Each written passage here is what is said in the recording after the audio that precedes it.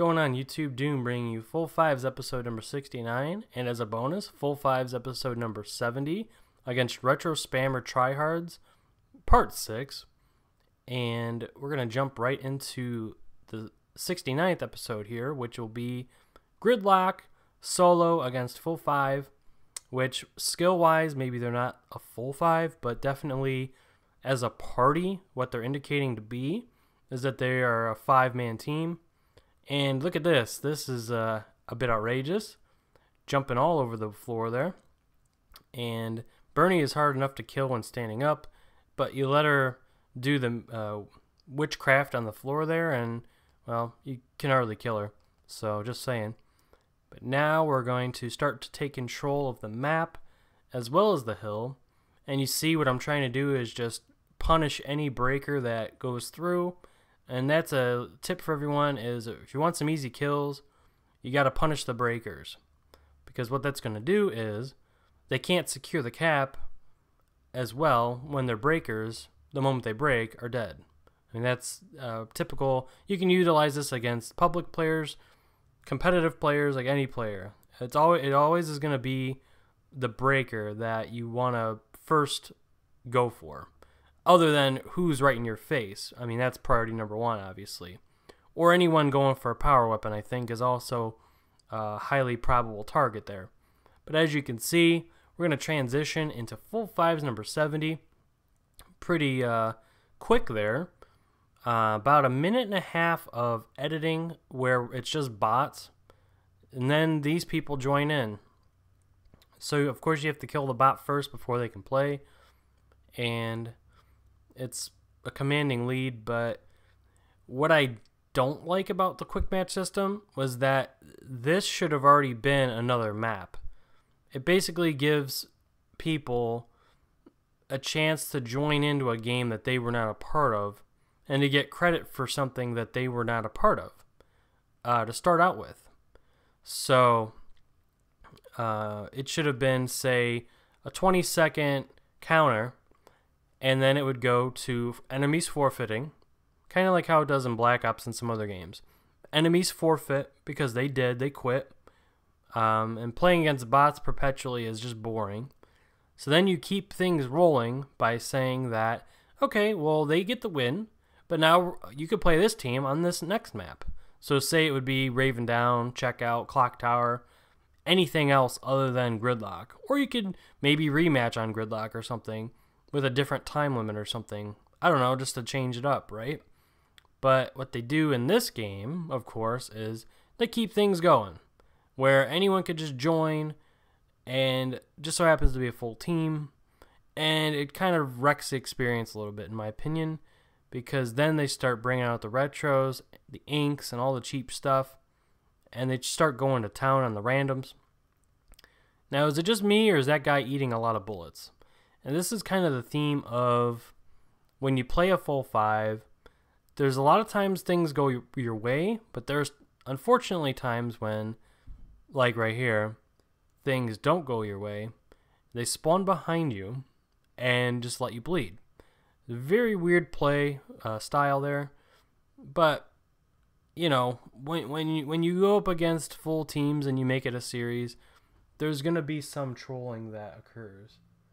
And once you know that as an uploader, you just single out the fact that this is something that you got to take pride in. I mean, exposing stuff like this is what I take pride in. And really, 2 years ago, this is why I started the series officially on YouTube, of Full Fives, because I wanted it to be known that the way that people play, that it's not just all hunky-dory, quick matches, the solution to everything, people just getting the games faster. There's obvious negatives to that. And one of the things is gives people chances to inflate their stats, their ego, and to bully around the random players that are just trying to play the game legitimately. And you can see with Gears Judgment, they made free-for-all a game type, and they kind of built the game around free-for-all. But I think the reason being was because they just saw the fact that so many teams are just abusing the random players, that they just want the random players to play random players, you know, because I guess the majority of people are just random players. But the flawed logic there is that people don't, in Gears, we don't want a free-for-all. Like, I mean, I guess if it's just another game type, sure, but we don't want that to be the number one game type. We're the type of community that we want, maybe, you know, like King of the Hill, or we want, some people ended up really liking Guardian. I mean, Team Deathmatch is still kind of like a Black Ops or a Call of Duty type of thing to me. It should have been Warzone Execution still. I really think that that's where they messed up. Having TDM be the number one type. Because it was like a friend of mine on Xbox kind of told me, it's pretty much like in Black Ops. TDM is so popular because it's on top of the list. And I think if you go on Gears 3, Team Deathmatch is on the top of the list. The way he said it was, the newer players don't really want to have to try. They don't want to have to fidget with finding a game type, and they just want to get in and play, right? Well, what can you just get in and play? Quick Match TDM, or just Quick Match in general, because it's the top of the list, right? So, just because it's one click under the top of the list for ranked, that's such a community divider that I think that there's got to be a better way to do it. You could have the quick match system, but then have a ranked mentality. And you could do so many different variations of how the maps will be when voted on. There's so much that the new game could probably do for the community. And I'm excited for the chance that'll be. But I've got to be realistic too. That just seeing how teams like this play, we want a community that, for the most part, you can hop into a game, you find a game pretty quickly against similarly skilled players, maybe noobs sometimes, but mostly skilled players like that are competing for, like, playing the objective. Like they're going for the King of the Hill ring, like they're going for the leader, if it's capture the leader or if it's Guardian or whatever. But the full fives, like I said, I got into that because since Gears 1, the mob mentality of some players has been something that I've really thought I could make into a series. Because most people, like I said, they just want to farm the random players. They don't want to play competition when they play a game. This could be just my opinion, but a lot of you resonate with it too, so I'm just going to say it that way. But reason why I actually started the series, as you can see a little bit of lag there, was because in Gears 1, a 4v4 full team, what they would do was they would just have a guy host the game, so host is on their team, and then they would have 3 other people that would get a pretty good connection off that guy. And then if you actually were to beat them, or it's really close, they would just cut the game because they have hosts, so they would just end the game. So you, I don't think, got a win, and I don't think they would get a loss until either they patched it or something happened where it was fixed or something after that. But and a lot of like camera angle weird stuff happens in Gears 3 too, like you see there. The obvious one-shot plays that you should get just never happen, especially against a team. Like the connection gets all messed up or something when they join. It's really weird how you can go from just lancering people down to you can't touch them anymore. But such is the way that online games go, and such is the reality that you face when you play against a full team.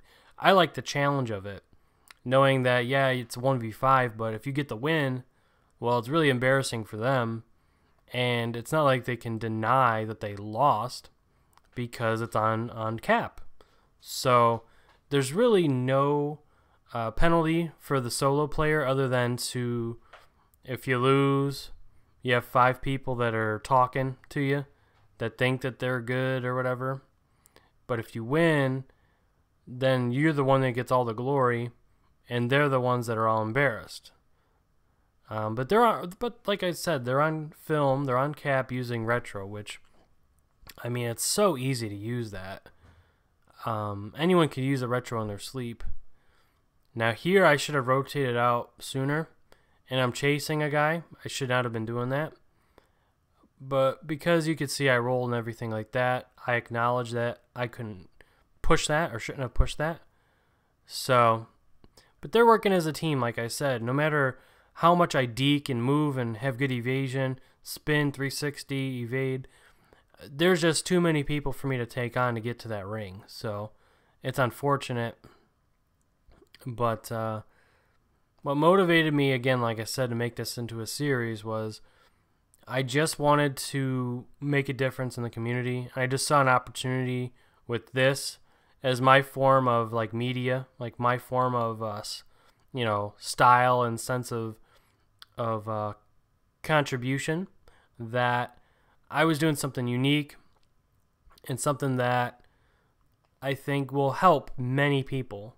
Like, that's the original intent, was that I wanted to help as many people in the Gears community as possible, to expose the names of those that are abusing the retro, that are abusing different mechanics and get rewarded with weird kills. And, just when you play against these people, it just brings the worst out in the community. So you see, all my teammates are using retro too. It just breeds the retro use. The retro use breeds more retro use.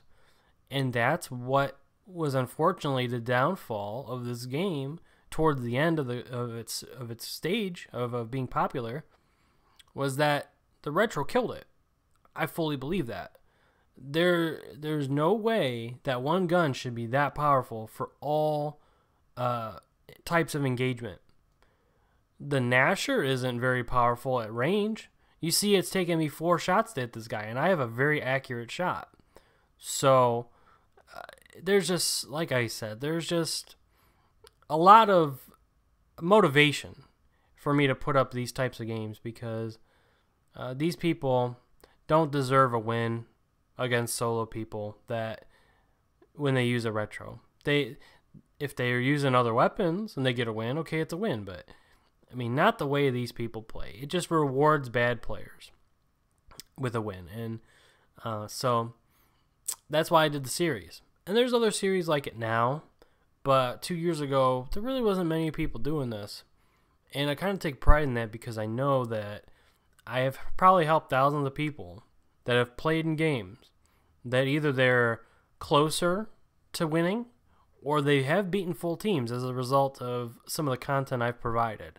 And that's what makes me proud. Like, I know you guys go in and I know you do a lot of work, but that's what I want to see. Like, that's what motivates me, is every full 5 is supposed to build on the next with momentum and helping the community. Like I said, I regret not having a capture card sooner, because I missed out on probably hundreds of full 5s against some of the best players, but they're partied up. We've played against pro gamers, the Insanes and their group, and we've made games really close against them. I'm talking only a 20-point difference. But again, like I said, it was before I had a cap card. So how would anyone else know other than if it's on cap? So I think, again, my motivation was, for a couple years of not being able to upload, not having the means or the knowledge of how to upload and do all that. Well, now I know, and have known for 2 years. And I want to impart that knowledge on other people, to get people ready for the next Gears of War game, and to have kind of the framework with which to really give back to the community, but also to have your own unique way of contributing and something that you find to be fun. It's going to take a lot of work, a lot of hard work, to change the mindset of the developers to provide a game that is not going to benefit people that abuse the powerful weapons, that it's going to be more balanced, that it's going to be smarter in terms of which maps are actually given the final release, ones that are more close quarters than long range, I really think help the series more, the franchise more than the maps where you have to use the Lancer most of the time or Hammer Burst most of the time. You got to have a balance of both, which we would do, but most of you would probably agree that the shorter close quarter maps, like a Checkout or Raven Down, or Clock Tower is very doable too. Like, it's got a bit of range to it, but a lot of the engagements are close quarters. So, that was a really laggy headshot too, by the way. Sometimes, like I said, when you go about changing the dynamic of a community and changing some of the things the developers kind of messed up, you've got to, as a community, say, okay, we either accept these retro spammers or like people that do this is accepted and we just got to play through it, or as a community, we have got to eradicate this. Because as you can see, my teammates are all using retro too, but they're not putting a dent into these people because either the connection or they just don't have the skill. And it's so sad to see a game change from we're winning round 1 against a legitimate team, they're not as good, but then they quit, and then they're replaced by these people that are using Hammer Bursts and retros. It just shouldn't be. So these guys, they get cheap wins, against me solo.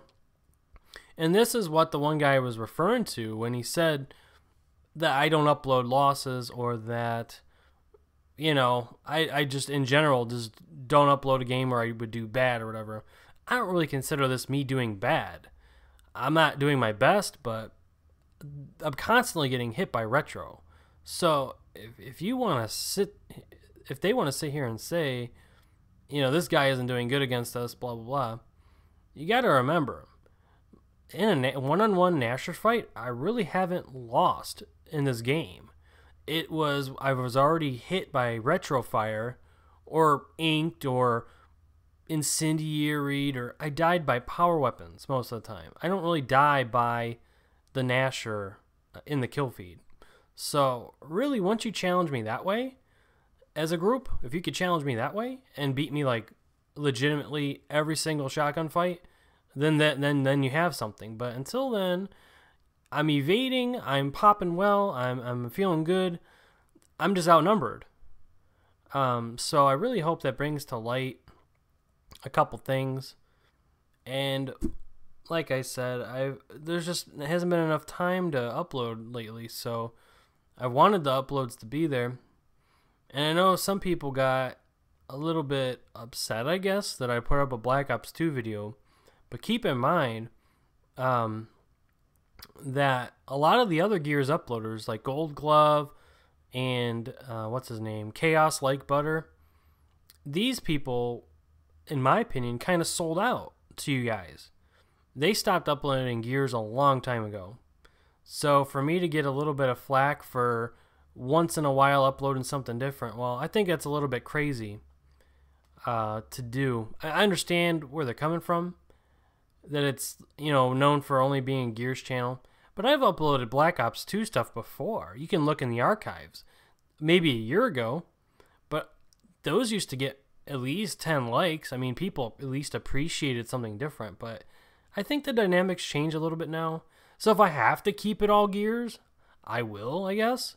But that upload was because I'm trying to help out the Black Ops community, because they're getting overrun now with modding, like people modding lobbies and detrimenting the game.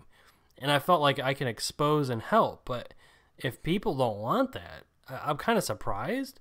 But like the Gears people, we haven't really had to worry about people DDoSing us and exploiting the host or whatever, because this game is on dedicated server. But other people in other games go through a lot more hectic stuff. So I'm really just hoping people appreciate the content that's being provided here. And I know a lot of you do, but The full fives, it's not really something I can do every day now that the game it died like 2 years ago. I'm doing what I can, and I'm still energized and passionate about it. And I will bring and continue to bring the best content I can. Even going into the next game, I'll be one of the top 10 channels for Gears of War 4. Like I predict it. So if you're going to stick around, you're going to get the best of the best. So, but that's up to you. If you want to continue to see the different names out there that are claiming to be something, you know, like these guys. These guys are claiming to be something. But in my opinion, they're not. You could see by the stat line, and you could see by they late join with retros, and they're able to pull out a win. So it's just one of those things that the community is just going to have to decide in Gears of War 4 what you want the game to be. Feedback can still make a difference, and I'm going to show you guys the end stat lines here to give you a bit of summary of a recap here for number 70. I've got enough content for 75, I think. So keep sticking around, stay tuned. I really appreciate all the support. Keep viewing some of the other full fives. There's some really good ones on here. I've lost count of all the good ones, but you guys will find them. Just keep going on with that. If you've got any ideas, any way to make the channel better, feel free to put those in the comment section below and all that. Subscribe if you are new. Appreciate to have you on board.